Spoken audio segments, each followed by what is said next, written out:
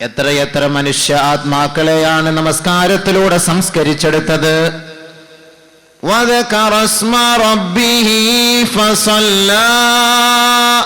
അല്ലാഹു റബ്ബുൽ ഇസ്സത്തിന്റെ ദൃഷ്ടാന്തത്തെ കുറിച്ച് പഠിക്കുകയും മനസ്സിലാക്കുകയും സ്മരിക്കുകയും ചെയ്തതിനു ശേഷം ഫസല്ല, അവർ നമസ്കാരം നിലനിർത്തി. പരിശുദ്ധ ഖുർആൻ നമസ്കരിക്കുന്ന അള്ളാഹെ കുറിച്ച് ആദ്യം ഓർക്കണം. അള്ളാഹ് ഉണ്ട്, അള്ളാഹുവിൻ്റെ അസ്തിത്വത്തെക്കുറിച്ച് മനസ്സിലാക്കി പഠിച്ചു. അവൻ്റെ വലിപ്പം, അവൻ്റെ ദൃഷ്ടാന്തം ഇത് മനസ്സിലാക്കിയ സഹോദരൻ പെട്ടെന്ന് അവൻ എന്ത് ചെയ്തു? അവൻ്റെ ആത്മാവിനെ പരിശുദ്ധിപ്പെടുത്തി. ഇതിലൂടെ, നമസ്കാരത്തിലൂടെ. പക്ഷെ അള്ളാഹു റബ്ബുൽ ഇസ്സത്ത് പറയുന്നു, ഇത്രത്തോളം മനസ്സിലാക്കിയിട്ട് പഠിക്കാതെ ദുനിയാവിൻ്റെ പിറകെ പോകുന്നല്ലോ ജനങ്ങൾ. ബൽ തുസിറൂനൽ ഹയാത്തദ് ദുനിയാ, ദുനിയാവിന്റെ ആഡംബരങ്ങൾ കണ്ടുകൊണ്ട് അതിനെ തെരഞ്ഞെടുത്തു പോകുന്നു സൃഷ്ടികളിൽ ചിലർ. വൽ ആഖിറതു ഖൈറു വഅബ്ഖാ, പക്ഷേ അല്ലാഹു റബ്ബുൽ ഇസ്സത്ത് പറയുന്നു, ദുനിയാവല്ല ആഖിറമാണ് സ്ഥിരമായത്. ദുനിയാവ് സ്ഥിരമല്ല എന്നതിന്റെ തെളിവാണ് മനുഷ്യൻ മരിച്ചു പോകുന്നു. അവന് സുഖങ്ങൾ ലഭിക്കുന്നതിന് മുമ്പേ, അവൻ്റെ സൗകര്യങ്ങളെല്ലാം, അവൻ ആഗ്രഹിക്കുന്നതെല്ലാം അവൻ സിദ്ധിക്കുന്നതിന് മുമ്പ് തന്നെ അവൻ മരണപ്പെട്ടു പോകുന്നു. കുറെ ആളുകൾ സുഖലോലുപരായി കഴിയുമ്പോൾ എത്രയോ ആളുകൾ ദാരിദ്ര്യത്തിൽ അകപ്പെട്ട് കഴിയുന്നു. അപ്പോൾ അവർക്ക് പരിപൂർണമായ ഒരു ആശ്വാസം ഈ ദുനിയാവിൽ ലഭിക്കുന്നില്ല. അതുകൊണ്ട് പരിപൂർണമായ നിലയിൽ ആശ്വാസവും സമാധാനവും നൽകാൻ അള്ളാഹു നിശ്ചയിച്ചിരിക്കുന്ന നാട്, അതാണ് ആഖിറം. വൽ ആഖിറതു ഖൈറുൻ വഅബ്ഖാ, അതാണ് സ്ഥിരമായത്, അതാണ് നിലനിൽക്കുന്നത്. ആ ആഖിറത്തിന് വേണ്ടി നിങ്ങൾ പരിശ്രമിക്കുന്നു എന്ന് പരിശുദ്ധ ഖുർആൻ. പക്ഷേ ഈ ആഖിറത്തെ തെരഞ്ഞെടുക്കുന്നത് ആര്? നമസ്കാരമുള്ള വിശ്വാസികൾ. വീണ്ടും അല്ലാഹു പറയുന്നു, ഖദ് അഫ്ലഹ മൻ സക്കാഹാ വഖദ് ഖാബ മൻ ദസ്സാഹാ.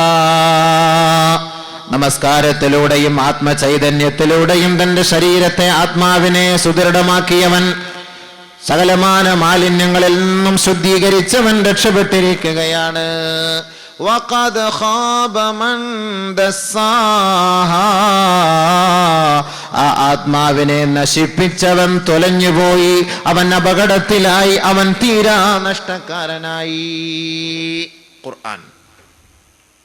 അപ്പൊ അല്ലാഹു റബ്ബുൽ ഇസ്സത്ത് മുഅ്മിനീങ്ങളുടെ വിശേഷണത്തിലൂടെ നമസ്കാരം നിലനിർത്തുന്നവരെ കുറിച്ചും അതിലൂടെ അവർക്കുണ്ടാകുന്ന സൗഭാഗ്യങ്ങളെക്കുറിച്ചും പരിശുദ്ധ ഖുർആനിലൂടെ അള്ളാഹു ഒന്ന് രണ്ട് സ്ഥലത്ത് പറഞ്ഞത് മാത്രം ഞാൻ വ്യക്തമാക്കുകയാണ്. കൂടുതൽ വിശദീകരിക്കാൻ നമുക്ക് സമയമില്ല, കൂടുതൽ അതുമായി ബന്ധപ്പെട്ടു പോകാൻ. ഇത് വിശ്വാസികളുടെ നമസ്കാരമാണ്. കൂട്ടത്തിൽ അള്ളാഹു റബ്ബുൽ ഇസ്സത്ത് മുനാഫിഖീങ്ങളുടെ നമസ്കാരത്തെ പരിചയപ്പെടുത്തുകയാണ്. അവർ നമസ്കരിക്കുന്നുണ്ട്. എത്രയോ പേര് നമസ്കരിക്കാൻ വരും നമ്മുടെ പള്ളിയിൽ. നമ്മൾ ഈ പറയുന്നത് കേൾക്കുമ്പോൾ ഓർത്തുകൊള്ളണം, ഞാൻ ഈ ഗണത്തിൽപ്പെട്ടവനാണോ? വിശ്വാസികളായ മുഅ്മിനീങ്ങളായവരുടെ നമസ്കാരത്തിൽപ്പെട്ടവരാണോ? അതല്ല മുനാഫിഖീങ്ങളായവരുടെ നമസ്കാരത്തിൽപ്പെട്ടവരാണോ? അല്ലാഹു റബ്ബുൽ ഇസ്സത്ത് വിശ്വാസികളായവരുടെ നമസ്കാരത്തെ കുറിച്ച് പരിചയപ്പെടുത്തുമ്പോൾ അല്ലാഹു റബ്ബുൽ ഇസ്സത്ത് പറയുന്നത്, കൃത്യമായി ഇമാമും ജമാഅത്തോടും കൂടി പള്ളിയിൽ നമസ്കരിക്കുക. അതാണ് അല്ലാഹുവിടെ ഉപയോഗിക്കുന്ന വാക്ക്.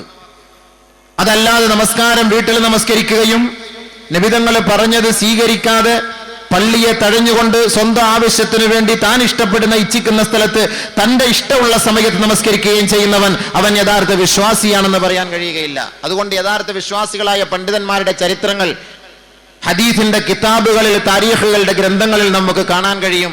എന്താണ് അവർ നമസ്കാരത്തിന് വേണ്ടിയിട്ട് അവർ കഷ്ടപ്പെടുന്നത്? ഒരു ജമാഅത്തിന് വേണ്ടിയിട്ട് അവരുടെ ശരീരം തളർന്നു പോയിട്ട് പോലും ജമാഅത്ത് നമസ്കാരം മുടക്കാതെ പള്ളിയിൽ വരുന്നതിന് വേണ്ടി കഷ്ടപ്പെടുന്നവരുടെ ചരിത്രങ്ങൾ കിതാബുകളിൽ നമുക്ക് കാണാൻ കഴിയും.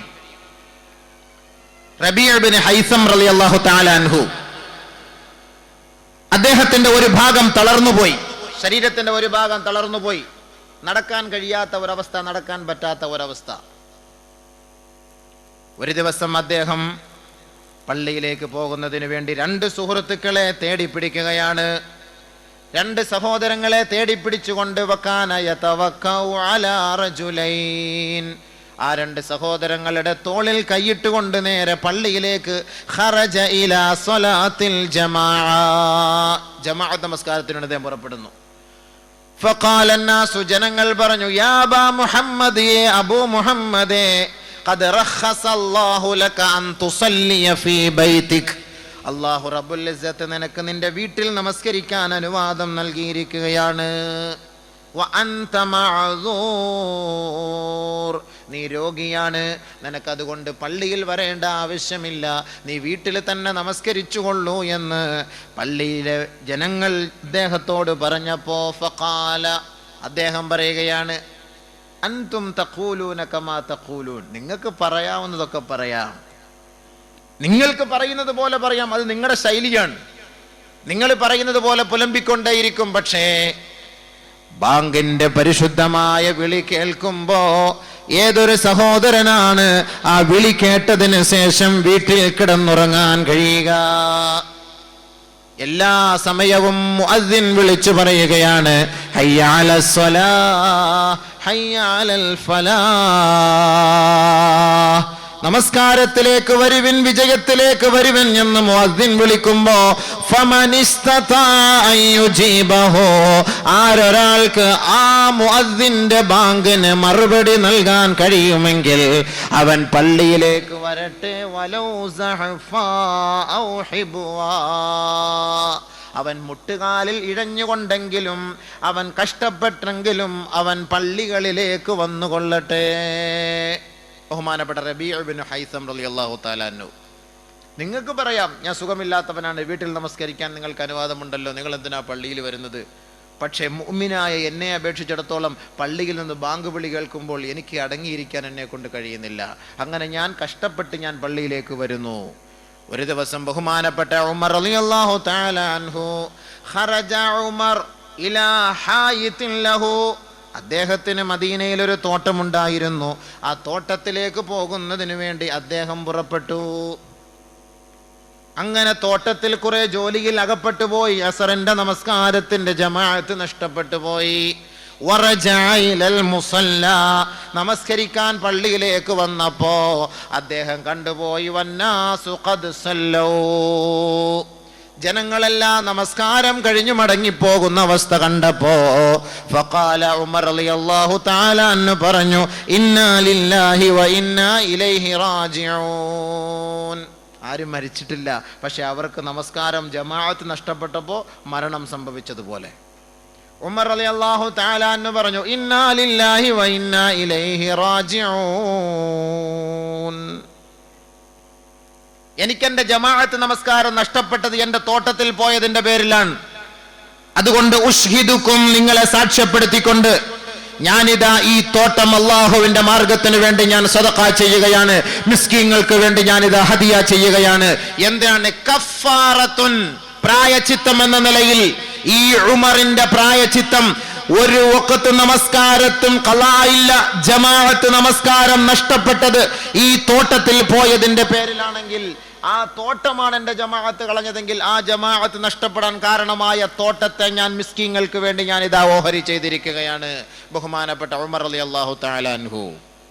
ബഹുമാനമുള്ള സഹോദരങ്ങളെ, ചിന്തിക്കുക, മുഅ്മിനീങ്ങളാണ് നമ്മളെല്ലാവരും. ജമാഅത്ത് നമസ്കാരം കളഞ്ഞിട്ട് കച്ചവടം ചെയ്യുന്നവർ വിശ്വാസികളാണ്, ഭയങ്കരമായ വിശ്വാസികളാണ്. ബിസ്മി പറഞ്ഞ ഷട്ടർ തുറക്കുള്ളൂ, ബിസ്മി പറഞ്ഞ മേശയുടെ അടുത്ത് മേശ വലിച്ചിടുള്ളൂ, ബിസ്മി പറഞ്ഞ ആരെങ്കിലും ആദ്യം കൈനീട്ടോന്നും പറഞ്ഞ് ബിസ്മി പറഞ്ഞുകൊണ്ട് ഇതൊക്കെ സംഭവം ശരിയാണ്. നമസ്കാരം ജമാഅത്തിന്റെ സമയം പാഴാക്കിക്കൊണ്ട് കച്ചവടം ചെയ്യുന്നവർ. ബഹുമാനപ്പെട്ട ഉമർ റളിയല്ലാഹു തആല അൻഹു തോട്ടത്തിലേക്ക് പോയി, അസറിന്റെ ജമാഅത്ത് നഷ്ടപ്പെട്ടു പോയി. ആ തോട്ടം അല്ലാഹുവിന്റെ മാർഗത്തിൽ സദഖ ചെയ്യാൻ തയ്യാറായി. അങ്ങനെ നമ്മൾ സദഖ ചെയ്യാൻ തയ്യാറായ കിടപ്പാടം പോലും നമുക്ക് കാണുകയില്ല. ജമാഅത്ത് നമസ്കാരം ഉപേക്ഷിക്കുന്ന നമ്മുടെ അവസ്ഥ. ബഹുമാനമുള്ള സഹോദരങ്ങളെ, ആലോചിച്ചു നോക്കിൻ. അതാണ് പരിശുദ്ധ ഹദീസിൽ നബിയന റസൂലുള്ളാഹി സ്വല്ലല്ലാഹു അലൈഹി വസല്ലമ തങ്ങൾ കുറെ ആളുകളെ, നരകത്തിന്റെ അവകാശികളെ ഹദീസുകളിലൂടെ നമുക്ക് പരിചയപ്പെടുത്തി തരികയാണ്. നരകത്തിന്റെ അവകാശികളായ മുസ്ലിമീങ്ങളെ, നമസ്കാരക്കാരാണ് അവർ. പക്ഷെ ആ നമസ്കാരം മാറ്റി നിർത്തുന്നു. എന്തിനു വേണ്ടിയിട്ട്? എന്തിന്റെ പേരിൽ അവർ മാറ്റി നിർത്തുന്നു? അതിന്റെ പേരിൽ അവർ അനുഭവിക്കാൻ പോകുന്നത് എന്താണ്? റസൂലുള്ളാഹി സ്വല്ലല്ലാഹു അലൈഹി വസല്ലമ തങ്ങൾ പറയുകയാണ്, മൻ ഹാഫള അലൈഹാ, ആരൊരാൾ 5 നേരത്തെ നമസ്കാരത്തെ ഇമാമും ജമാഅത്തോടു കൂടി നിലനിർത്തുന്നുവോ, കാനത്ത് ലഹു നൂറൻ വ ബുർഹാനൻ വ നജാതൻ യൗമൽ ഖിയാമ, ഖിയാമത്ത് നാളിൽ അവർക്ക് അത് ആധാരമായിരിക്കും, അവർക്കത് തെളിവായിരിക്കും, അവർക്കത് അനുകൂല സാക്ഷ്യമായിരിക്കും.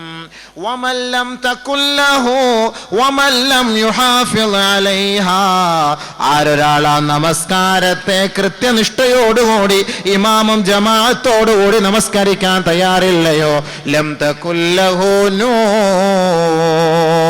നാളെ അവനത് അനുകൂലമായി സാക്ഷ്യം വഹിക്കുകയില്ല, അവനത് പ്രകാശമാവുകയില്ല.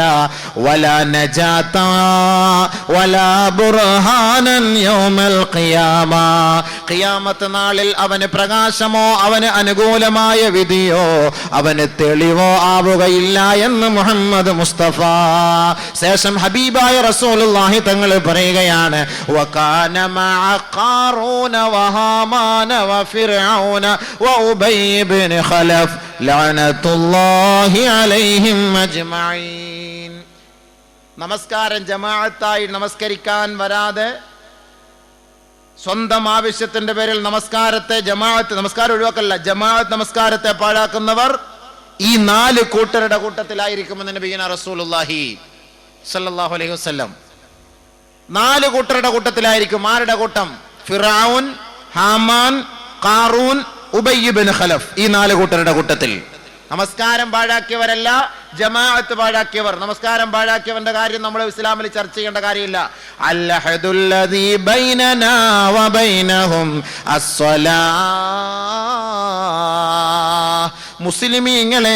മുസ്ലിമീങ്ങൾക്കും അമുസ്ലിമീങ്ങൾക്കും ഇടയിൽ നമ്മുടെ കരാർ എന്തെന്നറിയുമോ? നമസ്കാരമാണ്, നമസ്കാരമാണ് കരാർ. വിശ്വാസികളും അവിശ്വാസികളും തമ്മിലുള്ള ഇടയിലുള്ള കരാർ എന്താണ്? അല്ലാഹുവിങ്കൽ ഏറ്റെടുത്ത കരാർ നമസ്കാരമാണ്. الذين يوفون بعهد الله ولا ينقضون الميثاق والذين يصلون ما أمر الله به أن يوصل ويخشون ربهم ويخافون سوء الحساب والذين صبروا ابتغاء وجه ربهم وأقاموا الصلاة وأنفقوا مما رزقناهم سرا وعلانية ويدرؤون بالحسنة السيئة أولئك لهم عقبى الدار. ആലമുൽ അർവാഹിൽ വെച്ച് അല്ലാഹുവിനോട് എടുത്ത കരാർ. ആ കരാർ പാലിക്കുന്നവരെ കുറിച്ച് പരിശുദ്ധ ഖുർആൻ പറയാണ്, അൽ അഹദുല്ലദീ ബൈനനാ വബൈനഹും അസ്സലാ. വിശ്വാസികളെ, മുസ്ലിമീങ്ങളും അമുസ്ലിമീങ്ങളും തമ്മിലുള്ള വ്യത്യാസം എന്ന് പറയുന്നത് നമസ്കാരമാണ്. ഫമൻ തറക്കഹാ ഫഖദ് കഫറ. ആരൊരാളാ നമസ്കാരത്തെ ഒഴിവാക്കിയോ അവൻ നിഷേധിയാണ്. ഫലാ ദീന ലഹു, അവന് ദീനില്ല. വസ്സലാത്തു ഇമാദുദ്ദീൻ. നമസ്കാരം എന്ന് പറയുന്നത് ദീനിന്റെ തൂണാണത്, അതിന്റെ അടിസ്ഥാനമാണത്. ഫമൻ തറക്കഹാ ഫഖദ് കഫറ. ആരൊരാൾ അതിനെ ഉപേക്ഷിക്കുന്നുവോ അവൻ നിഷേധിയാണ്, അവൻ നിഷേധിയാണ്. അതുകൊണ്ട് അല്ലാഹുവും വിശ്വാസികളായ നമ്മളും തമ്മിലുള്ള കരാറാണ് അൽ അഹദുല്ലദീ ബൈനനാ വബൈനഹും അസ്സലാ. നമസ്കാരം എന്ന് പറയുന്നത് നമ്മൾ തമ്മിലുള്ള കരാറാണ്. ആ കരാറിനെ പാലിക്കുന്നവരായിരിക്കണം വിശ്വാസികൾ. അങ്ങനെ നമസ്കാരം എന്ന് പറയുന്ന ആ ഒരു ഉത്തരവാദിത്തത്തെ, ആ ഒരു കരാറിനെ പാലിക്കുന്നവർ ഉലൈക ലഹും ഉഖ്ബദ്ദാർ, സ്വർഗ്ഗത്തിലെ വീട്ടിലായിരിക്കും അവർ. പരിശുദ്ധ ഖുർആൻ. അപ്പോൾ ബഹുമാനപ്പെട്ട നബിയുനാ റസൂലുള്ളാഹി സ്വല്ലല്ലാഹു അലൈഹി വസല്ലം തങ്ങൾ പറയുകയാണ്, ഈ നമസ്കാരം, ജമാഅത്ത് നമസ്കാരം മുടക്കുന്നത് 4 കാര്യങ്ങളിലായിരിക്കും നിങ്ങൾ. ഈ 4 കാര്യങ്ങളിൽ ആരെങ്കിലും ജമാഅത്ത് നമസ്കാരം മുടക്കിയാൽ 4 കൂട്ടരുടെ പട്ടികയിലായിരിക്കും ഖാറൂൻ, ഫിർഔൻ, ഹാമാൻ, ഉബൈ ഇബ്നു ഖലഫ്. ഉമർ റളിയല്ലാഹു തആല അൻഹു റിപ്പോർട്ട് ചെയ്യുന്ന ഹദീസിൽ കാണാം, അമാ ലാ ഹല്ല ഫിൽ ഇസ്ലാമി ലിഅഹദിൻ ഇല്ലാ ലിമൻ സലാ. നമസ്കാരമില്ലാത്ത വ്യക്തിക്ക് ഇസ്ലാമിൽ യാതൊരു അവകാശവുമില്ല. അവൻ മുസ്ലിം ആണെന്ന് വാദിച്ചിട്ട് അർത്ഥമില്ല. അവൻ ഇസ്ലാമുമായി പുലബന്ധം പോലും ഇല്ലാത്തവരാണ്. വമൻ ലം യുഹാഫിള് അലൈഹാ, ആരൊരാൾ നമസ്കാരം കൃത്യമായി ഇമാമും ജമാഅത്തിലും പങ്കെടുക്കുന്നില്ലയോ, ഹുശിറ മഅ ഖാറൂന വഹാമാന വഫിർഔന വഉബയ്യ് ഇബ്നു ഖലഫ്, നാളെ ആഖിറത്തിൽ റബ്ബിന്റെ പരമോന്നത കോടതിയിൽ ഉയർത്തിക്കൊണ്ട് വരുമ്പോ ആരുടെ കൂട്ടത്തിലായിരിക്കും ഇവരെ ഉയർത്തെഴുന്നേൽപ്പിക്കപ്പെടുക എന്നറിയുമോ? ഹുശിറ മഅ ഖാറൂൻ, ഖാറൂനിന്റെ കൂട്ടത്തിലായിരിക്കും, ഫറോവയുടെ കൂട്ടത്തിലായിരിക്കും, ഉബയ്യ് ഇബ്നു ഖലഫിന്റെ കൂട്ടത്തിലായിരിക്കും, ഹാമാന്റെ കൂട്ടത്തിലായിരിക്കും. എങ്ങനെ?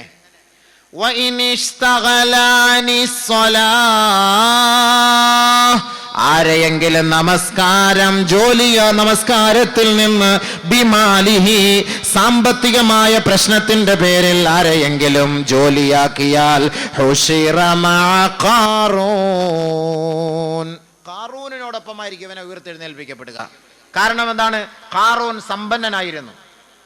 ഖാറൂൻ സമ്പന്നനായിരുന്നു.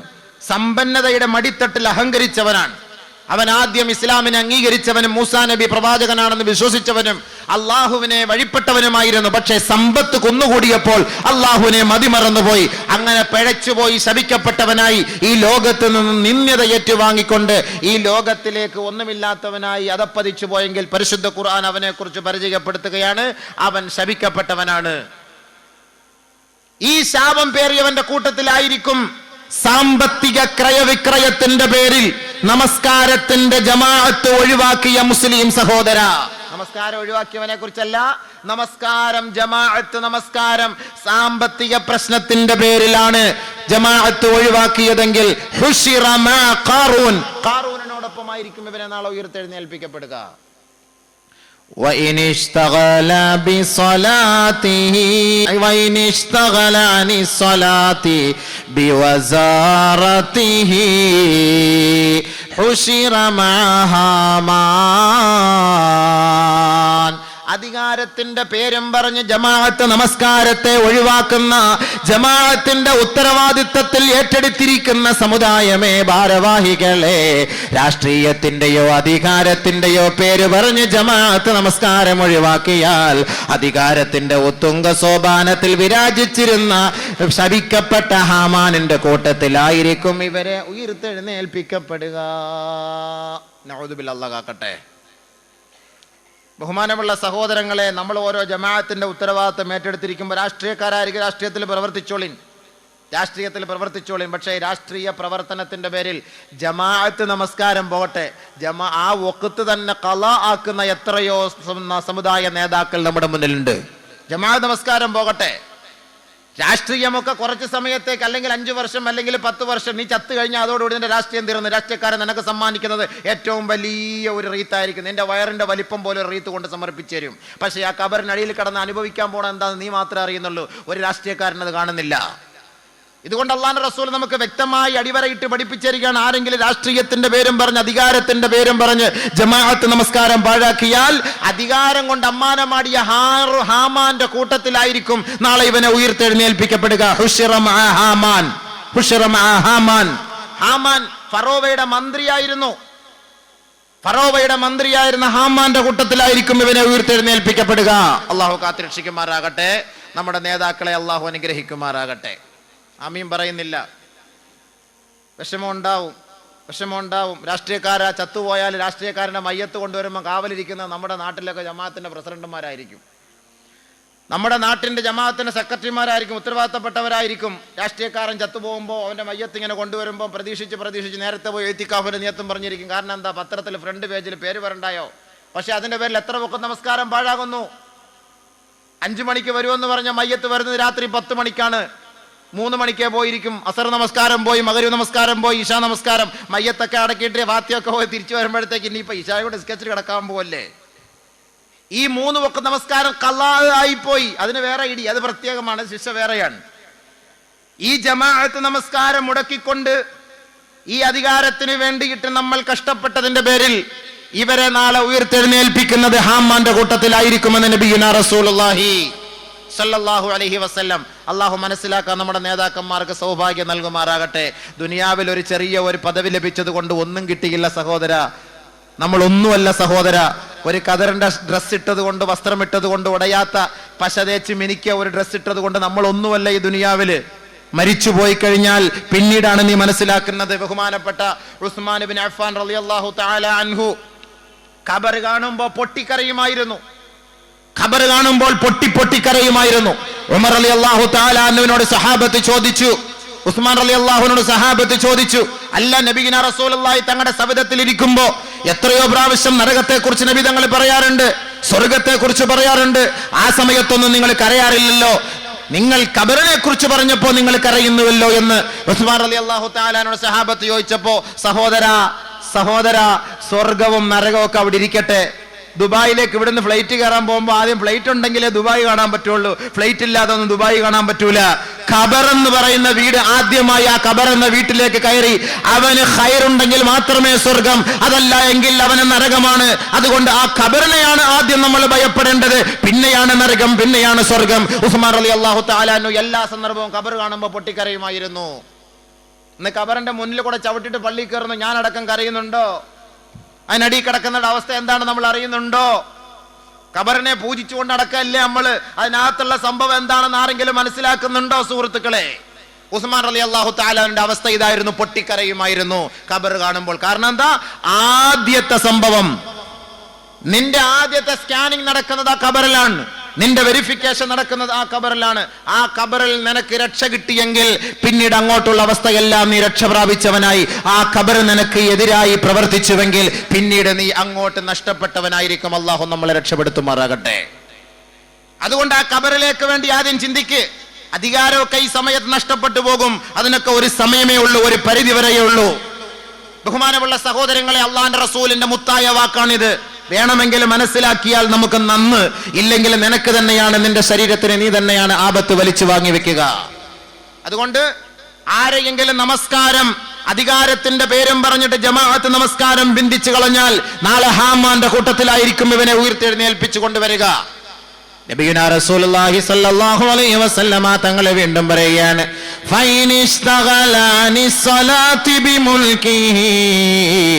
അധികാരത്തിന്റെ പേരിൽ ആരെയെങ്കിലും നമസ്കാരം ഒഴിവാക്കിയാൽ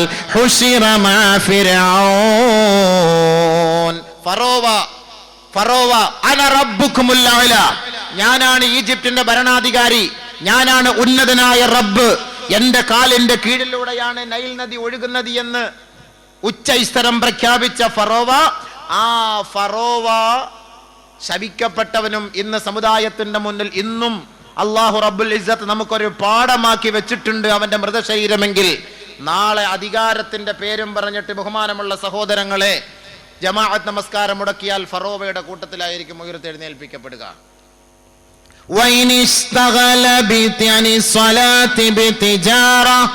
കച്ചവടത്തിന്റെ പേരും പറഞ്ഞ് ആരെങ്കിലും ജമാഅത്ത് നമസ്കാരം ഒഴിവാക്കിയാൽ ഉബയ്യ് ഇബ്നു ഖലഫിനോടൊപ്പമായിരിക്കും അവനെ ഉയർത്തെഴുന്നേൽപ്പിക്കപ്പെടുക.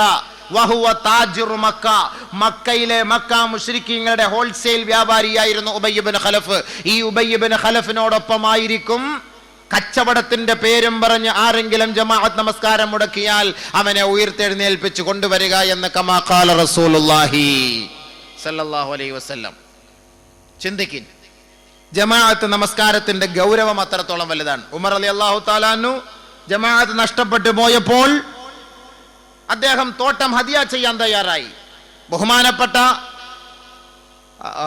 റബീഅ് ബിൻ ഹൈസം റളിയല്ലാഹു തആല അൻഹു അദ്ദേഹത്തിന്റെ ശരീരം തളർന്നു വീണിട്ട് പോലും രണ്ടുപേരുടെ സഹായത്തോടു കൂടി ജമാഅത്ത് നമസ്കാരത്തിൽ പങ്കെടുക്കാൻ തയ്യാറായി. ബഹുമാനപ്പെട്ട ഹാത്തമുൽ അസ്സം റളിയല്ലാഹു തആല അൻഹു അദ്ദേഹം പറയുകയാണ്, ഫാതത്നി സലാത്തുൽ ജമാഅ, എനിക്ക് ജമാഅത്ത് നമസ്കാരം നഷ്ടപ്പെട്ടു പോയി. ഫഅസാനി അബൂ ഇസ്ഹാഖ് അൽ-ബുഖാരി, അബൂ ഇസ്ഹാഖ് അൽ-ബുഖാരി എന്ന് പറയുന്ന മഹാനായ ഒരു പണ്ഡിതൻ അനുശോചനം രേഖപ്പെടുത്താൻ എന്റെ വീട്ടിലേക്ക് വന്നു.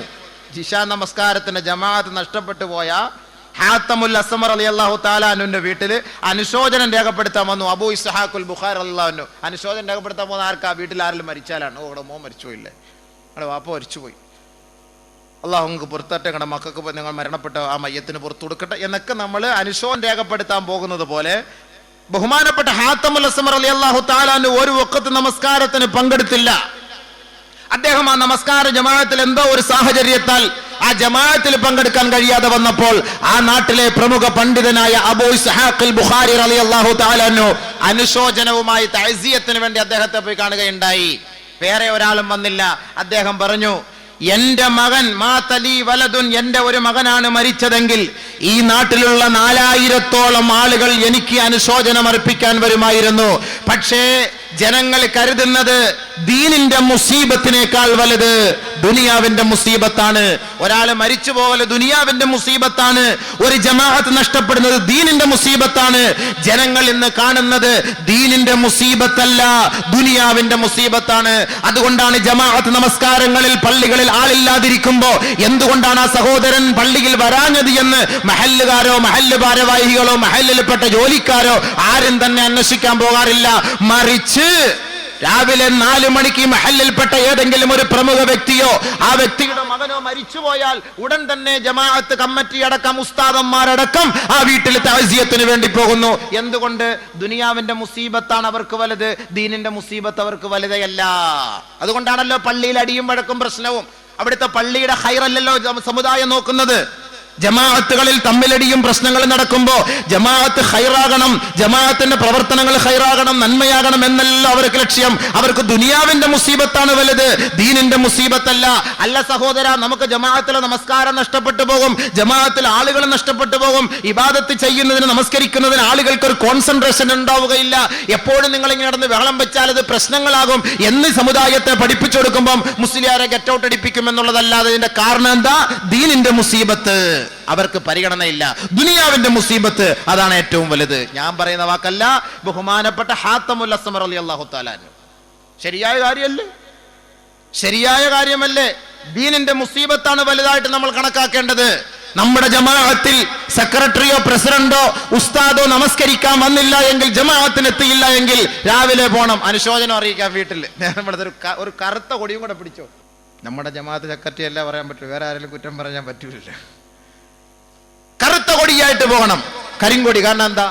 മരിച്ചിരിക്കുന്നു, ആരോ എന്തോ മരിച്ച പോലെ. എന്താ? നമുക്ക് ദീനിന്റെ മുസീബത്താണല്ലോ ഒരാൾ ജമാഅത്ത് നിസ്കാരത്തിന്റെ പള്ളിയിൽ വരാത്തത്, ദീനിന്റെ മുസീബത്താണ്. നമ്മുടെ ഈ പള്ളിയുടെ ചുറ്റുവട്ടാരത്തിൽ എത്രയോ മുസ്ലിം സഹോദരങ്ങളുണ്ട്. സുബ്ഹി നമസ്കാരത്തിന് എത്ര പേര് ജമാഅത്തിൽ പങ്കെടുക്കുന്നു?